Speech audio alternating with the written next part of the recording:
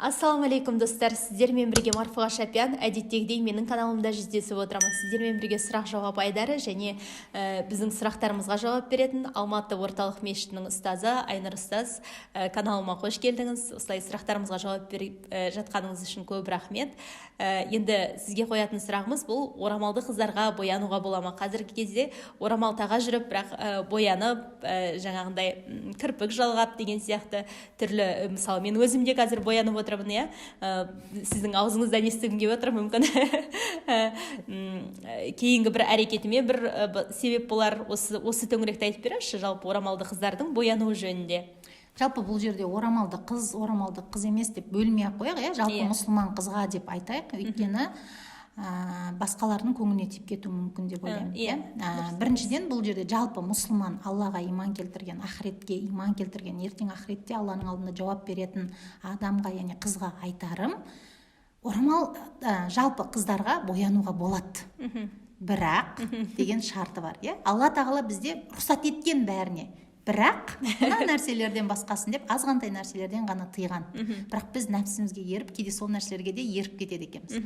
Сондықтан әйел кісілерге, жалпы қыз балаға, бойдақ қыз болсын, тұрмыстағы кісілер болсын, боянуға болады.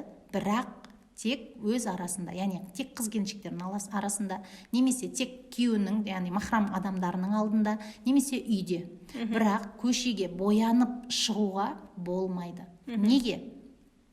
Себебі біз айтып кеттік алдыңғы эфирлерде де, орамалдың негізгі мақсаты, жалпы ислам дінінің негізгі мақсаты бұл әйелдердің сұлулығын жасыру. Яғни біз орамал таққан кезде негізгі мақсатымыз біздің Алла тағала Құранда айтқандай зейнеттерін, сұлу жерлерін, әшекейлерін көрсетпесін деді. Ал әйел адамның әшекейі, ол мысалы сырғасы, білезігі, боянуы, бұл амалдардың барлығы мысалы шайтанның амалдарынан екен, әдістерінен екен. Өйткені шайтан, ауызбилля, іблис Құранда Алла тағалаға ант еткен кезде, қарсы шыққан кезде айтады: мен олардың жаратылыстарын өзгертемін дейді. Оңынан келіп сыбырлаймын, соңынан келіп сыбырлаймын, артынан, алдынан осылай келіп сыбырлаймын дейді. Сонда не істейді ол? Сіздің орамалыңызды шештірте алмайды, менің орамалымды шештірте алмайды, бірақ сізге келіп сыбырлайды: Марфуға, мынау, сен сәл көзіңді боясайшы, мысалы, сонда сен әдемі боласың. Немесе мынаны сәлі көтеріп тағастайшы деген секілді, мойныңды көрсете сал деген секілді. Сіз шешпейсіз, бірақ бастысы сіз орамалдасыз. Бірақ сіз орамалыңыздың толық шарты орындалуға сізге не істейді? Кедергілерді қояды екен. Сондықтан бұл жерде жалпы боянуға болады, бірақ белгілі бір шеңберде. Яғни қыз келіншектердің арасында.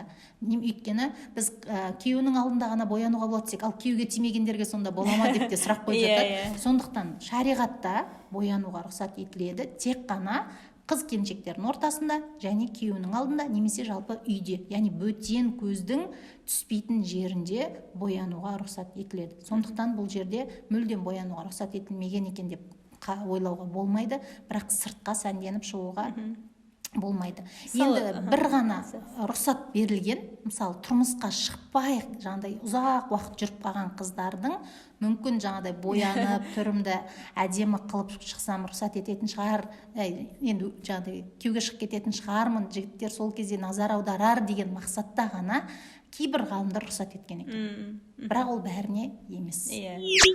Мысалы, мынандай болса, мен құрбылармен кездесуге бара жатырмын, боянып алдым, шықтым. Бірақ көшеде ер адамдар көріп қалуы мүмкін, немесе көрмеуі де мүмкін. Бірақ менің ниетім жаңағыдай болса, онда қалай болады?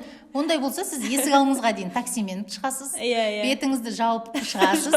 Такси ер кісі болса, бет аузыңызды жауып, көзілдірік тағып, жеткен жеріңізге дейін жаңағыдай түріңізді, әдемілігіңізді, сұлулығыңызды көрсетпей не істеу, сол жаққа кіру.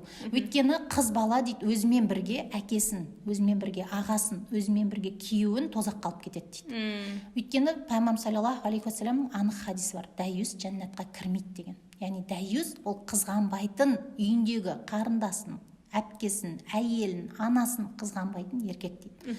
Сондықтан бұл жерде жарайды, мен нәпсіме еріп боянып қойдым дейік. Бірақ бұл үшін менің күйеуім де жауап береді. Осы жерде тағы бір мәселе, күйеуім рұқсат берді, сол үшін боянып жүрмін дейтіндер бар. Бұл жерде мына нәрсе де бар да, біздің күйеуіміз де ол Алла тағаланың жаратылысы, Алла тағаланың құлы.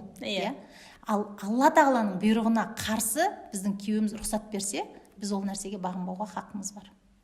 яғни бұл жерде екі адамда күнәні рұқсат берген үшін күйеу де күнә алады, күнәні жасағаны үшін әйел де күнә алады.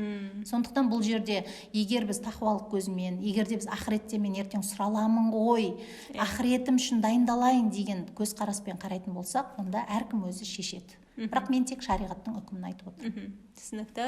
Көп рахмет. Тамаша жауап бердіңіз. Алла разы болсын. Егер сіздерді толғандырып жүрген тағы да мәселелер болса, онда төмендегі инстаграмымызға жазылып, сол жақтан да көбірек ақпарат алуларыңызға болады.